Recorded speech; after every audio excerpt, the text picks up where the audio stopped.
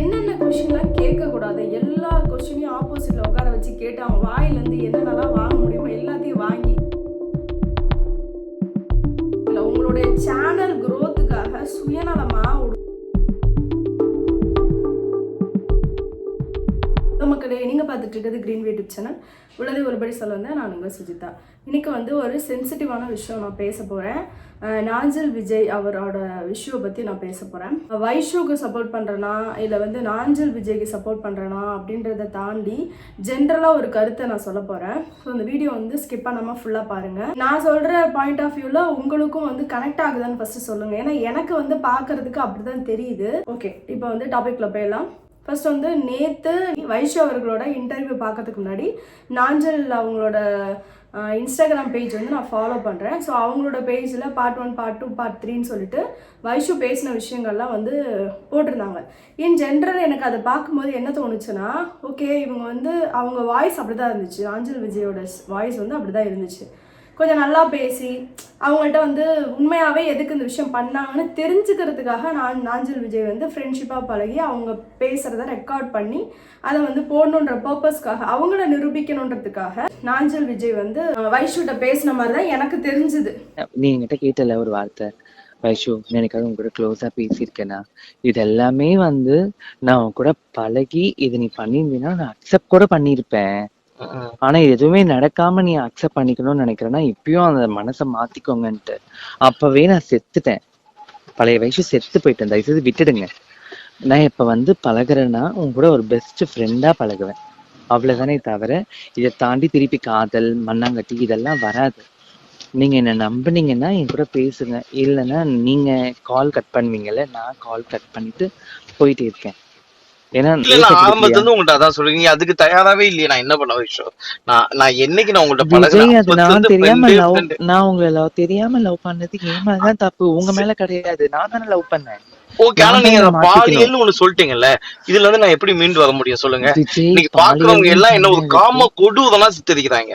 இன்னைக்கு என் சோசியல் மீடியால பாருங்க, கீழே கமெண்ட்ஸ், ஏண்டா நான் உங்கள்ட்ட சொல்ல விரும்பல அந்த வார்த்தை, எனக்கு அதை படிக்கும் போது எவ்வளவு ஹர்ட் ஆகும் நீங்க நினைச்சு பாருங்களேன். கமெண்ட்ஸ்க்கு பதில் படிச்சு நீங்க பதில் சொல்ற பர்சனா அத முதல்ல நினைக்கிறேன். பதில் சொல்லல, பதில் சொல்லல, பட் அது பார்க்கும்போது எனக்கு இப்ப என்ன விடுங்க, நான் ஓகே.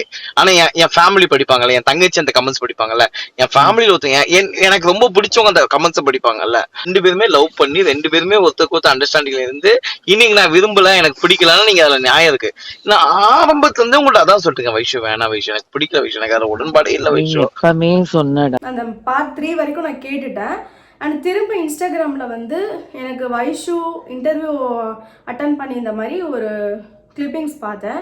ஸோ அதனால் யூடியூப்பில் போய்ட்டு அதை சர்ச் பண்ணி பார்க்கும்போது வைஷுவோட வாக்குவாதம் எப்படி இருக்குன்னா டோட்டலாக வேறு மாதிரி இருக்குது. என்கிட்ட பேசினது வந்து திரும்ப நம்ம ஃப்ரெண்டாக இருக்கலான்னு அவரும் வந்து பேசின மாதிரியும், திரும்ப வந்து காலில் விழுந்து சாரி நான் செஞ்சதெல்லாம் தப்பு தான், 70% வந்து நான் ஹாப்பியாக இருந்தாலும் 30% வந்து கொஞ்சம் ஸ்ட்ரகிளில் தான் இருக்கேன், நீ அப்படியே ஆப்போசிட் உனக்கு வந்து 70% ஸ்ட்ரகிளில் தான் இருக்கேன்னு எனக்கு தெரியுது, அதனால் நான் வந்து சாரி கேட்டுக்கிறேன்ற மாதிரி நாஞ்சில் விஜய் சொன்ன மாதிரியும், அதுக்கப்புறம் இவங்க ஃப்ரெண்ட்லியாக பேசிக்கிட்ட மாதிரிலாம் வந்து வைஷு வந்து பேசியிருக்காங்க. அண்ட் வந்து இவர் பிளான் பண்ணி ஏஐலாம் யூஸ் பண்ணி இவங்க சொல்லாத விஷயங்களெல்லாம் வந்து அந்த வாய்ஸ் ரெக்கார்டில் கொடுத்த மாதிரி சொல்லியிருக்காங்க. பட் ஒரே ஒரு விஷயம்தான் என்ன அவங்க ஒத்துக்கிறாங்கன்னா, அவங்க இறந்தாங்கல்ல சங்கர், அவங்களோட பொண்ணை பற்றி பேசுனது உண்மைதான். ஏன்னா அவங்களோட கேரக்டர் அதுதான். அவங்க வந்து அப்படி தான் வந்து முன்னாடி ஒன்று பேசுகிறாங்க, பின்னாடி வேறு மாதிரி இருக்காங்க, அவங்களாம் நல்லவங்க கிடையாதுன்றதை நான் சொன்னது உண்மைதான் சொல்கிறாங்க. மற்ற எல்லாமே ஏன்னு சொல்கிறாங்க. ஆனால் எனக்கு என்ன இந்த இதெல்லாம் பார்க்கும்போது என்ன தோணுதுன்னா, நாஞ்சில் விஜய் சைடு வந்து ஏதோ ஒரு நியாயங்கள் இருக்குது அப்படின்ற மாதிரி தோணுது. ஏன்னா இதில் வந்து விமன் கார்டு தான் அதிகமாக வந்து யூஸ் பண்ணப்படுது. ஓகேவா, எங்கே போனாலும் விமனுக்கு சப்போர்ட்டானா எல்லாருமே வந்து வருவாங்க. ஒரு ஃபேமிலி மேனு, அவருக்கு வந்து அவ்வளோ இஷ்யூ பண்ணி ஒரு 2 வருஷமாக அந்த பிரச்சனை போயிட்டுருக்கு. அவர் அதுலேருந்து எப்படி வெளியே வரதுன்னு தெரியாமல் இருக்கார். இன்டர்வியூவில் வேணால் ஒய்ஃப் வந்து நமக்கு சப்போர்ட்டாக இருக்காங்க, ஒய்ஃப் வந்து பிரச்சனை நடந்தும் என் கூட இருக்காங்க, சப்போர்ட்டிவாக இருக்காங்க, அது நான் பெரிய பாக்கியம் அவங்க சொன்னாலுமே ஜென்ரலாக பார்த்தாலே வந்து கண்டிப்பாக வீட்டில் ப்ராப்ளம் வரதான் செய்யும். சரியா, இதில் வந்து குழந்தைங்களை பற்றி இழுக்கிறதும், இப்போ அவங்க ஒய்ஃபுக்கு வந்து ஃபிக்ஸ் வருது, அதனால நீ கொஞ்சம் எனக்கு நல்லா நீ நான் செஞ்சதெல்லாம் தப்பு கிடையாது, நீ வந்து கான்டென்ட்டுக்கு அது பண்ணன்ற மாதிரி நீ ஒத்துக்கோன்ற மாதிரி இவர் பேசி அந்த பொண்ணு வந்து அதுக்கேற்ற மாதிரி பேசிச்சு அப்படின்ற மாதிரி சொல்கிறாங்க. வைஷு கிட்ட ஒரே ஒரு கொஷின் என்னன்னா, நீ வந்து எதுக்காக போராடின? சப்போஸ் நாஞ்சில் விஜய் தப்புன்னு வைங்க, தப்பாக இருந்தாலும் அவர் அப்படியே உங்கள்கிட்ட வந்து கேட்டாலுமே நீங்கள் எதுக்கு அதுக்கு ஒத்துக்கிறீங்க? நம்ம செய்கிற விஷயங்களால் அவங்க குடும்பம் பாதிக்குமா பாதிக்காதான்னு சொல்லிட்டு யோசிச்சு பார்க்காம நீங்கள் ஒரு டிசிஷன் எடுக்கல. கண்டிப்பாக கரெக்டுங்களா? நீங்கள் யோசிச்சு பார்த்து தான் ஒரு டெசிஷன் எடுத்திருப்பீங்க. இவன் வந்து லைஃப் கெட்டு போனாலும் பரவாயில்ல, நம்ம கூட வாழாதவன் வேறு யாரு கூடயும் வாழக்கூடாதுன்ற முடிவு எடுத்திருப்பீங்க. கரெக்டுங்களா? அப்படி இருக்கும்போது இப்போ வந்து நாஞ்சில் விஜய் ஃபேமிலி வந்து ஸ்ட்ரகிளில் இருக்குது. அதனால நான் ஒரு கால் வந்து பேசி கொடுத்தேன், அதை ரெக்கார்ட் பண்ணிக்கோ நானே பெர்மிஷன் கொடுத்தேன். அவன் இப்படி வந்து இன்ஸ்டாகிராமில் போடுவான்னு நான் எதிர்பார்க்கவே இல்லை. திரும்ப திரும்ப என்னை தப்புன்னு காட்டுறானே. தப்பு ரைட்டு இதெல்லாம் விஷயமே கிடையாது. ஒன்று நீ ஒருத்தன் வேணும்னு சொல்லிட்டு போராடினா லாஸ்ட் வரைக்கும் ஸ்ட்ராங்காக இருக்கணும். இடையில அவன் பேசினான்றதுனால அவனுக்கு ஏற்ற மாதிரி ஃபேவராக பண்ண அப்படின்றதெல்லாம் கட்டுக்கதையாக இருக்குது. சரிங்களா? அதனால் எனக்கு தெரிஞ்சு நாஞ்சில் விஜய் வந்து இப்போ வந்து மீடியாவில் போயிட்டு லைவாக நியூஸ்லலாம் வந்து சொல்ல ஆரம்பிச்சிட்டாரு. இந்த பொண்ணு வந்து நான் தற்கொலை பண்ணிக்க போகிறேன்ற மாதிரிலாம் சொல்லுது. நாளைக்கு அது எது ஏதாவது பண்ணிச்சுன்னா கடைசி எங்கள் மேலே பழி வந்துடும்ன்றனால நான் வந்து முன்னாடி வந்து கேஸ் கொடுத்துட்டேன் அப்படின்ற மாதிரி அவர் சொல்லிட்டு இருக்காரு. இது ரொம்ப நல்ல விஷயம்தான். எனக்கு தெரிஞ்சு இந்த விஷயத்தில் ஒரு 99% நாஞ்சில் விஜய் சைடும் வந்து நியாயங்கள் இருக்குன்னு தான் எனக்கு தோணுது. அவர் அதிலே ஒத்துக்கிறாரு, லைவாகவே ஒத்துக்கிறாரு. மேபி நான் ஒன்று 2 டைமில் அவங்கள்ட்ட பேசியிருக்கலாம், பழகிக்கலாம், என்ன வேணால் நடந்திருக்கலாம் மேபின்றாரு. ஓப்பனாக சொல்ல முடியாது ஒரு சில விஷயத்த. அப்போ அவர் வந்து சொல்லிடுறாருல்ல. அப்படி இருந்தாலுமே இப்போ என் லைஃபு குடும்பம் குழந்தை குட்டின்னு ஆகிட்டேன்ல, இப்போ ஏன் வந்து என்னை வந்து டார்ச்சர் பண்ணணும்? நைட்லாம் குடிச்சிட்டு கால் பண்ணுறாங்க, அதெல்லாம் தேவையில்லாத விஷயம். திருநங்கையாக இருந்தாலும் பொண்ணாக இருந்தாலும் எல்லாருக்குமே ஒரே ஃபீலிங்ஸ் தான். நீங்கள் ட்ரூவாக இருந்தீங்க, அவங்க வேணும்னு நினச்சிங்கன்னா கடைசி வரைக்கும் அந்த இதில் ஸ்டாண்டர்டாக இருக்கணும். அதுதான் எனக்கு வேணுன்றதில் இருக்கணும். இடையில ஒரு அதே பர்சன் உங்கள்கிட்ட காலில் விழுந்து மன்னிப்பு கேட்டாலும் சரி, உங்களை திரும்ப நான் கல்யாணம் பண்ணிக்கிறேன்னு சொன்னாலும் சரி, இல்லை கல்யாணமே பண்ணிக்க மாட்டேன் நீ என்னை விட்டு போகணும் பிளாக் பண்ணிட்டு போனாலும் சரி, சேம் அதே மாதிரி தான் இருக்கணும். சரியா? கடைசி வரைக்கும் அதை மாறவே கூடாது. என்ன பொறுத்தலும் அதுதான். அப்படி இருக்கும்போது இதில் வைசு சைடு வந்து ஏதோ ஃபால்ட் இருக்குன்னு தான் எனக்கு தோணுது. இப்போ அவங்க இன்டர்வியூவில் சொல்கிற விஷயங்கள்லாம் வந்து ஓகே, இவன் என்னை பேசி ஏமாற்றி நான் பேசுகிற ரெக்கார்ட்லாம் வாங்கிட்டு என்ன வந்து கெட்டாவில் ப்ரொஜெக்ட் பண்ணுறான் போல் அப்படின்ற கோபத்தில் வந்து இப்போ இல்லாத போலாத விஷயங்களெல்லாம் வந்து பாயிண்ட் அவுட் பண்ணி சொல்கிறாங்க.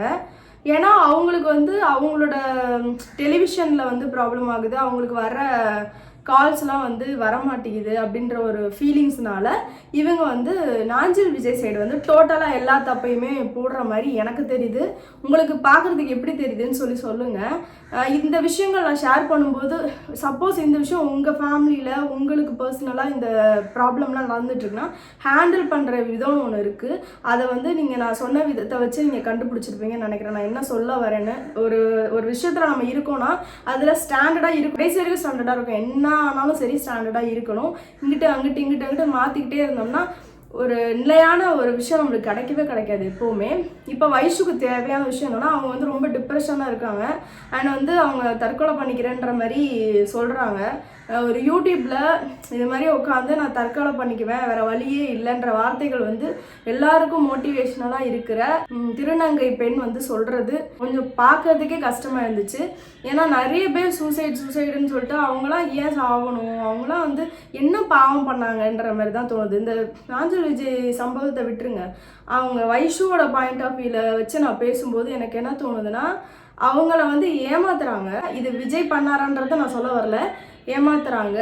அண்ட் வந்து அன்புக்காக ரொம்ப ஏங்கும்போது அந்த இடத்துல வந்து ஏமாற்றப்படுறாங்கல்ல, அது அவங்களோட தாங்கிக்க முடியல.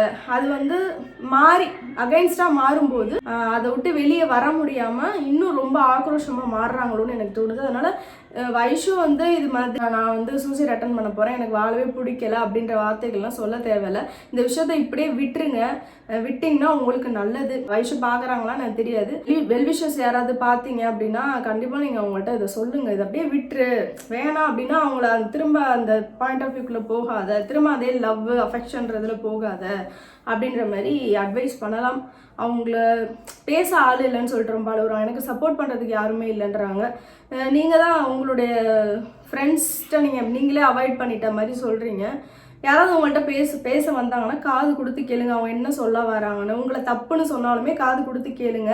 அப்படி கேட்டால் தான் அட்லீஸ்ட் ஒரு 2-3 பேராவது சப்போர்ட்டில் இருப்பாங்கன்னு எனக்கு தோணுது. நீங்கள் சொன்னதை வச்சு எனக்கு உங்களோட மைண்ட் செட் ரொம்ப கஷ்டத்தில் இருக்கீங்கன்னு மட்டும் எனக்கு தெரியுது. ஸோ அந்த மாதிரி முடிவெல்லாம் எப்போவுமே எடுக்காதீங்க. எப்போவுமே லைஃப்பில் அப்படி தான், லைஃப்னால் அப்படி தான். எல்லாருமே கூட இருக்க மாட்டாங்க கடைசி வரைக்கும். எல்லாருமே நம்மளை வந்து எதுவுமே எதிர்பார்க்காம பழக மாட்டாங்க. ஏதாவது ஒரு எதிர்பார்ப்போட தான் பழகுவாங்க. ஒரு சிலவங்க யூஸ் அண்ட் த்ரோ மாதிரி யூஸ் பண்ணிட்டு தூக்கி போடுறவங்களும் இருக்காங்க. அது அவங்களுடைய நேச்சர், அவங்களுடைய வளர்ப்பு. சரியா? ஒரு விஷயத்த பழகிட்டு அவங்களுக்கு துரோகம் பண்ணிட்டு அடுத்த லைஃப்பில் போகிறதெல்லாம் வந்து அவங்களுடைய நேச்சர், அதெல்லாம் மாற்ற முடியாது. அதனால் அதை விட்டு தள்ளிட்டு உங்கள் லைஃப்பை பாருங்கள். உங்கள் கெரியரை வந்து எப்படி டெவலப் பண்ணி அடுத்ததுக்கு போகணுமோ அதை பண்ணுங்கள். எக்ஸாம்பிள் வந்து நயன்தாரா மேம் சொல்லலாம். அவங்க எவ்வளோ நெகட்டிவான விஷயங்களெல்லாம் கோத்ரூ பண்ணியிருக்காங்க. அது மீறி அவங்க யார்ட்டையும் ஆன்சர்லாம் பண்ணலை. தட்டி விட்டு அடுத்த வேலையை பார்த்துட்டு அதுக்கப்புறம் அப்படியே வேறு லெவலில் மாஸ் ஆகிட்டாங்க. ஸோ அது மாதிரி நம்ம நிறைய விஷயங்கள் நல்ல நல்ல ஆளுங்கள்ட்ட வந்து நம்ம எடுத்துக்கலாம்னு நான் நினைக்கிறேன். ஸோ அதை ஃபாலோ பண்ணுங்கள். மெயினாக அந்த சோஷியல் மீடியா, யூடியூப் சேனலுக்கு ஒரே ஒரு விஷயம் சொல்கிறேன். ஒரு ஃபேமிலி இஷ்யூவா, ஒரு சென்சிட்டிவான விஷயமா என்னென்ன கொஷின்லாம் கேட்கக்கூடாது, எல்லா கொஷினையும் ஆப்போசிட்டில் உட்கார வச்சு கேட்டு அவங்க வாயிலேருந்து என்னென்னலாம் வாங்க முடியுமோ எல்லாத்தையும் வாங்கி நார்மலாக இருக்கிற விஷயத்த பூதாரமாக ஊதி ஊதி ஊதி ஊதி பெருசாக ஆக்கிடுறீங்க. அதனால உங்களுக்கு என்ன நல்லது கிடைக்குதுன்னு எனக்கு தெரியல. உங்களுடைய சேனல் குரோத்துக்காக சுயநலமாக ஒரு குடும்பத்தையே நாசமாக்குறதுனா எப்படி அப்படின்னு உங்கள்கிட்ட தான் கற்றுக்கணும். இதெல்லாம் யார் உட்காந்து டைரக்ட் பண்ணுறாங்க, யார் இது மாதிரி கொஷின்ஸ்லாம் எழுதுறாங்க, இப்படிலாம் கேட்டால் இது வந்து ட்ரெண்ட் ஆகும் அப்படின்னு சொல்லிட்டு உங்கள் ட்ரெண்டு உங்களோட வியூஸ்க்காக பண்ணிவிட்டு அடுத்தவங்களோட லைஃப்பை ஸ்பாயில் பண்ணிவிட்டு இது மாதிரிலாம் தயவு செஞ்சு பண்ணாதீங்க.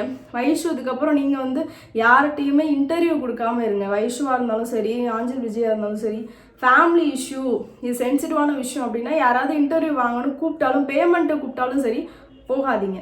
உங்கள் லைஃப்பை நீங்கள் காப்பாற்றணும்னா போகாதீங்க. யூடியூப்னாலே இப்போ ஒரு மாதிரி போயிட்டுருக்கு, வேறு லெவலில் போயிட்டுருக்கு. ஸோ அதெல்லாம் விட்டுட்டு உங்கள் லைஃப்பை நீங்கள் பாருங்கள். இது உங்கள் பாயிண்ட் ஆஃப் வியூவில் மக்களுக்கு நான் சொன்ன விஷயங்கள் புரிஞ்சுதா, நீங்கள் எப்படி நினச்சிங்கன்றதை எனக்கு கமெண்ட் செக்ஷனில் கமெண்ட் பண்ணுங்கள். அண்ட் தேங்க்யூ ஃபார் வாட்சிங். அடுத்து ஒரு சூப்பரான வீடியோவில் பார்க்கலாம். அதுவரை நான் உங்கள் சுஜிதா.